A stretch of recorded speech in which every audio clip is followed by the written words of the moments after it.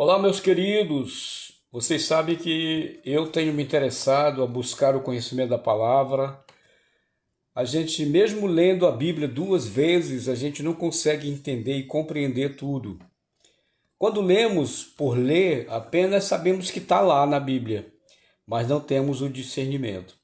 Eu estou lendo um livro chamado Kryptonita, é do autor John Bevere, e ele faz uma analogia da vida do personagem Super-Homem, como se o Kryptonita, assim como o Kryptonita para o Super-Homem é a fragilidade dele, para nós o pecado é o nosso Kryptonita. Em vários outros temas aqui, eu acho muito legal, eu gostaria de dividir o capítulo 21 com o título Os Três Reis, que fala dos reis da Bíblia, né? E aqueles que tiveram sucesso e aqueles que tiveram insucesso.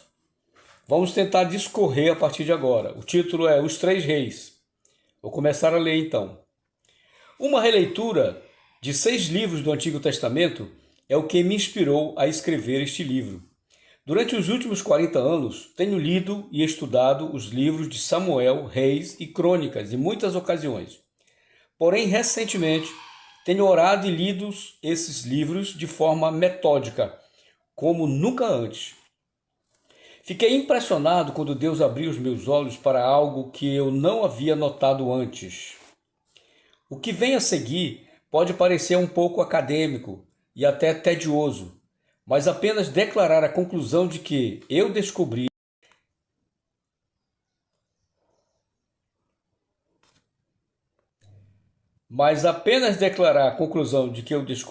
diminuirá o impacto se eu não deixar de compartilhar as breves sinopses dos reis do Antigo Testamento. Há uma verdade poderosa que é revelada ao resumir a vida deles, que não é tão óbvia se os seus livros forem lidos de uma vez, devido a todas as histórias entrelaçadas neles. Em todas as minhas leituras anteriores desses livros, sempre presumia que havia duas categorias básicas de reis: aqueles que fizeram o que era certo aos olhos do Senhor e aqueles que eram idólatras. Porém, desde então tenho percebido que, na verdade, há 3 grupos de reis.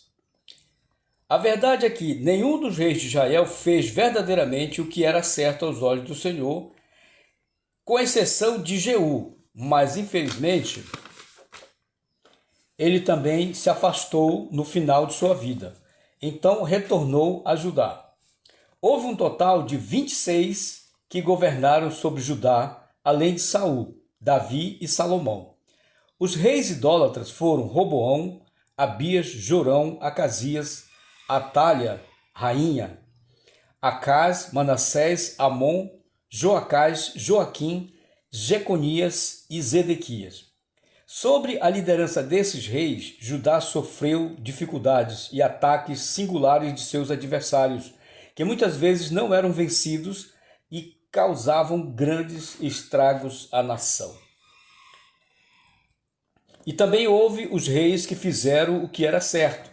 Davi e Salomão fizeram o que era certo, embora Salomão tenha vacilado em seus últimos anos. Depois que o reino se dividiu, foram eles, Asa, Josafá, Joás, Amazias, Uzias, Jotão, Ezequias e Josias. Porém, essa lista de 8 reis pode ser dividida em mais 2 categorias. A primeira consiste daqueles que fizeram o que era certo aos olhos do Senhor na vida pessoal, mas não derrubaram nem lideraram os altares de adoração a ídolos entre o povo que lideraram. Por outro lado, no segundo grupo estão aqueles que não só fizeram o que era certo aos olhos do Senhor na vida pessoal, mas também derrubaram e destruíram os altares de adoração de ídolos entre os povos que lideravam. O sucesso da nação sobre esses reis foi consideravelmente diferente do que sobre aqueles que não confrontaram os altares. Vejamos cada um deles. Primeiro, Davi. Não houve idolatria na nação durante o reinado. Ele encorajava apaixonadamente o povo a servir ao Senhor com todo o seu coração, mente e alma e corpo. Ele perdeu guerras e seu reino. Ele não perdeu guerras, e seu reino se tornou muito próspero. Ele posicionou bem seu filho para iniciar seu reinado. Segundo, Salomão. Durante boa parte do reinado de Salomão, ele seguiu os passos de seu pai, Davi. Os resultados de sua obediência, não apenas em sua vida, mas entre aqueles que lideravam, não foram nada menos que extraordinários. Lemos que, durante a vida de Salomão, Judá e Israel viveram em segurança, cada homem debaixo de sua videira e de sua figueira, desde Dan até Berseba. Isso está em 1 Reis, capítulo 4, versículo 25. Pense nisso. Pense sobre isso. Ninguém precisava de assistência do governo porque a prosperidade abundava na nação.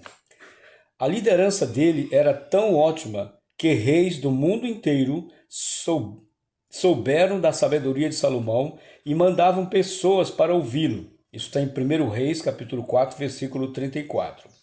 Na verdade, lemos mais adiante que pessoas do mundo inteiro queriam ir ouvir a sabedoria que Deus lhe tinha dado. 1 Reis 10, capítulo 10, versículo 24.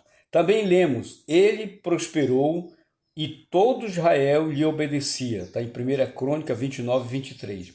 A nação era extremamente bem-sucedida. O rei tornou-se tão comum a prata e o ouro em Jerusalém quanto as pedras e o cedro, tão numerosos quanto as figueiras bravas de Cefelá. 2 Crônicas, capítulo 1, versículo 15. Entretanto, à medida que o tempo passou, Salomão desobedeceu a Deus e se casou com muitas mulheres estrangeiras. Elas voltaram o coração dele para outros deuses, prática voluntária do pecado, e, consequentemente, o Senhor levantou adversários que impediram o progresso de Salomão e iniciaram tribulações para o reino. Vê em 1 Reis, capítulo 11, versículo 14 até 23. O resultado da desobediência voluntária dele foi a divisão do reino. Seu filho ficou com 2 tribos e as outras 10 tribos foram perdidas. Desse modo em diante, irei listar apenas os governantes de Judá. O primeiro deles, Roboão, não fez o que era certo aos olhos do Senhor. Abadias não fez o que era certo aos olhos do Senhor. Asa conseguiu a Deus aproximadamente. Não fez o que era certo aos olhos do Senhor em sua vida pessoal, mas também buscou ativamente a idolatria entre os povos que liderava e a destruiu. Asa seguiu a Deus apaixonadamente. Só fez o que era certo aos olhos do Senhor em sua vida pessoal, mas também buscou ativamente a idolatria entre o povo que liderava e a destruiu. Baniu os prostitutos e as prostitutas do santuário.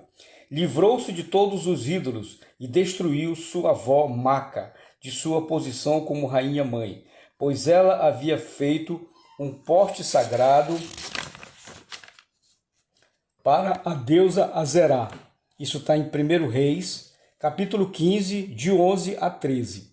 Ela também removeu os altares estrangeiros e os santuários pagãos. Ele também removeu os altares estrangeiros e os santuários pagãos, esmagou os pilares sagrados, derrubou os postes de Azerá e removeu os santuários pagãos, os altares de incenso de toda a cidade de Judá. Asa basicamente chamou o povo de Judá ao arrependimento pela prática do pecado. Ele ordenou que buscassem ao Senhor e obedecessem suas leis e mandamentos. 2 Crônicas 14, de 2 a 4. Houve benefícios por dizer ao povo que se afastasse da prática do pecado. O reino esteve em paz durante seu governo. 2 Crônicas 14, 5. Durante aquele ano de paz, ele pôde construir cidades fortificadas por todo Judá. Ninguém tentou fazer guerra contra ele durante aquele período. Mais tarde, um exército de 1 milhão de homens atacou Asa e Judá, mas lemos que todos os etíopes foram mortos. não ficou um só com vida, pois foram derrotados por Deus, o Senhor, e pelo seu exército. Os soldados de Asa carregaram consigo todos o que puderam. 2 Crônicas 14, 13. O exército do inimigo não só foi derrotado, mas Judá recebeu grande riqueza do ataque. Vemos claramente a bênção de um líder que não só obedeceu a Deus pessoalmente e deixou a prática do pecado, mas também levou o povo que liderava a fazer a mesma coisa. Josafá. Ele foi um rei que fez o que era certo aos olhos do Senhor, tanto em sua vida pessoal como em sua liderança. Ele levou seu povo a arrepender-se da idolatria, prática voluntária do pecado.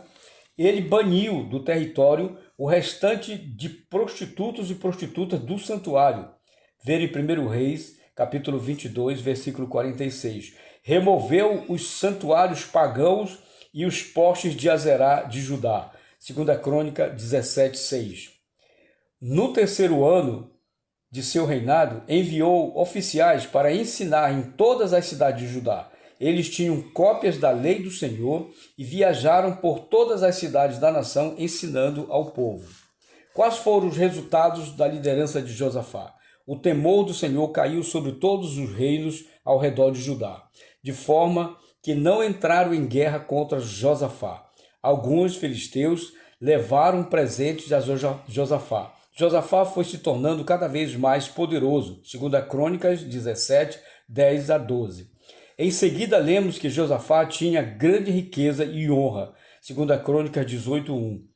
Exércitos vinham contra ele e Judá, mas Deus fazia com que destruísse a si mesmo. E Judá recebia grande quantidade de despojos como resultado. Ainda lemos que o Senhor formou o reino de Josafá, de maneira que teve grande riqueza e honra, e ele seguiu corajosamente os caminhos do Senhor. 2 Crônicas 17, de 5 a 6. Seu grande erro foi fazer aliança com a família de Acabe, que era toda idólatra. Isso quase o matou e acabou corrompendo seu filho. Um profeta chamado Jeú o confrontou. Será que você devia ajudar o ímpio a amar aquele que odeia o Senhor? 2 Crônicas 19, de 1 a 2. No entanto, em geral, Josafá e Judá prosperaram grandemente a partir de sua obediência, o que certamente incluiu confrontar a prática do pecado e idolatria do seu povo. Jorão não fez o que era certo aos olhos do Senhor. Acasias não fez o que era certo aos olhos do Senhor.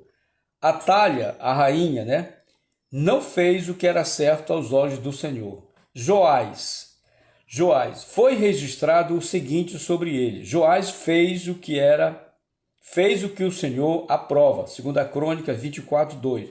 Porém, a respeito de sua liderança, foi outra história. Ele não derrubou os altares de idolatria. Em outras palavras, não levou o povo que liderava a se arrepender da prática do pecado. Eventualmente, lemos que os líderes de Judá foram falar com o rei e lhe prestaram reverência, e ele aceitou o que disseram. Então abandonou o templo do Senhor, o Deus dos seus antepassados, e prestaram culto aos postes sagrados e aos ídolos. 2 Crônicas 24, 17 a 18. O povo que ele deveria influenciar acabou influenciado. Lemos que por culpa deles, a ira do Senhor veio sobre Judá e Jerusalém. Versos 18, Um profeta foi até ele e disse: por que vocês desobedecem os mandamentos do Senhor? Vocês prosperarão. Então, por fim, na virada do ano, o exército arameu marchou contra Joás, invadiu Judá e Jerusalém, matou todos os líderes do povo, enviou para Damasco ao rei tudo o que saqueou. Embora o exército arameu fosse pequeno, o Senhor entregou nas mãos dele um exército muito maior. Assim, o juízo foi executado sobre Joás. Nos versículos aqui, de Crônicas, 23 a 24. Ele foi ferido pelos arameus e depois assassinado. O rei de Joás é um exemplo de um líder que não confrontou a prática do pecado em suas terríveis e inevitáveis consequências. Agora vamos para o rei Amazias. Lemos que ele fez que o Senhor aprova, mas não de todo o coração, 2 Crônicas 25:2. Ele não derrubou os lugares pagãos de adoração e o povo continuou a oferecer sacrifícios e a queimar incensos nesses lugares. 2 Crônicas 14:4. As consequências também não foram boas para o reino. Amazias derrotou Edom e teve muito orgulho disso. Isso levou a desafiar o rei de Israel, Joás, para a batalha. Joás lhe avisou para não mexer com sua nação. Amazias não lhe deu ouvido e foi derrotado pelo exército de Israel. Ele foi capturado, então as muralhas de Jerusalém, de quase 200 metros, foram demolidas por Israel e eles carregaram todo o ouro e a prata de todos os artigos do templo do Senhor. Israel recolheu os tesouros do palácio real juntamente com os reféns. Azias foi assassinado. 2 Crônica 25:11-28. Mais uma vez, vemos que não se saiu bem um líder que começou fazendo o que era agradável aos olhos do Senhor, mas não confrontou a prática do pecado do povo sob sua liderança. Uzias, ele fez o que era agradável aos olhos do Senhor, e enquanto buscava o Senhor, Deus o fez prosperar. Ele se tornou muito poderoso e bem-sucedido, embora nada tenha sido escrito sobre o que ele fez a respeito dos lugares pagãos de adoração. Sabemos que ele morreu leproso devido ao seu orgulho. Jotão, pouco é escrito sobre esse rei. Ele fez o que era agradável aos olhos do Senhor, mas o povo continuou com seus caminhos corruptos. Infelizmente, os altares idólatras não foram derrubados. O povo continuou a oferecer sacrifícios e a queimar incenso neles, 2 Crônicas 15:35. As consequências foram que, naqueles dias, o Senhor começou a enviar Rezim, rei da Síria, e Peca, filho de Ramalias, contra Judá, 2 Crônicas 15:37. Acais não fez o que era correto aos olhos do Senhor. Ezequias, o pai de Ezequias, Acais, foi um rei muito malvado. Acais fechou as portas do templo e mandou parar todas as verdadeiras adorações. A primeira coisa que Ezequias fez foi reabrir as portas do templo do Senhor, limpar todos os artigos contaminados e reparar a construção. Foi registrado o seguinte sobre Ezequias: ele fez o que o Senhor aprova, tal como tinha feito Davi, seu predecessor. Removeu os altares idólatras, quebrou as colunas sagradas e derrubou os postes sagrados, pagãos, Despedaçou a serpente de bronze que Moisés havia feito, pois até aquela época os israelitas lhe queimavam incenso. 2 Crônicas 18, de 3-4. Depois o restituiu o festival da Páscoa do Senhor. Foi um evento enorme, e qual o povo partiu, voltaram para as cidades, cada um para a sua própria cidade. 2 Crônicas 31, capítulo 31, versículo 1. Foi registrado sobre Ezequias: ele apegou ao Senhor e não deixou de segui-lo. Obedeceu os mandamentos do Senhor que tinham dado a Moisés, e o Senhor restava com eles. Era bem-sucedido em tudo que fazia. Segundo Reis, capítulo 18, versículos de 6-7. Os assírios vieram contra ele, mas no final, um anjo do Senhor foi até o acampamento assírios e matou 185.000 pessoas, porque Ezequias liderou a prática voluntária do pecado, que é a idolatria, do povo sob a liderança. Tudo ocorreu bem, tanto para ele quanto para a nação. Manassés não fez o que era certo aos olhos do Senhor. Amon não fez o que era certo aos olhos do Senhor. Josias, ele foi rei radicalmente obediente tanto em sua vida pessoal como em sua liderança. Foi registrado sobre Josias, para todo o povo de Jerusalém e de Judá. Leu em alta voz todas as palavras do livro da aliança que haviam sido encontrados no templo do Senhor, 2 Reis 23:2. Ele então removeu a liderança e instituiu os sacerdotes, removeram todos os artigos do templo do Senhor que foram usados para adorar Baal, Azerá e todos os poderes do céu. Ele os queimou e colocou as cinzas sobre os túmulos das pessoas que haviam sido idólatras. Há muito para relatar sobre o que esse líder fez para se livrar da prática voluntária da desobediência a Deus. Eu circulei na minha Bíblia todas as vezes que é declarado que Josias removeu, queimou, levantou, embora, estragou, destruiu, esmagou, demoliu, derrubou e qualquer outra palavra usada para confrontar o pecado voluntário em Judá. Essas palavras ocorreram 25 vezes apenas no capítulo 23 de 2 Reis. Foi escrito sobre esse rei. Nem antes nem depois de Josias houve um rei como ele, que se voltasse para o Senhor de todo o coração, de toda a alma e de todas as suas forças, de acordo com toda a lei de Moisés. 2 Reis 23:25. Tudo ocorreu bem para ele, como para o povo que ele liderou durante sua vida. Joacás não fez o que era certo aos olhos do Senhor. Joaquim não fez o que era certo aos olhos do Senhor. Jeconias não fez o que era certo aos olhos do Senhor. Zedequias não fez o que era certo aos olhos do Senhor.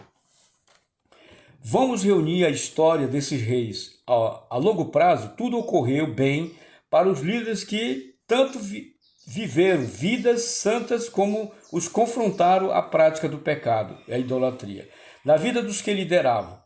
Esse cenário agradável não foi verdade para a nação quando o líder levou uma vida santa, mas evitou confrontar o pecado praticado pelo povo. Nós deveríamos aprender com isso na igreja hoje.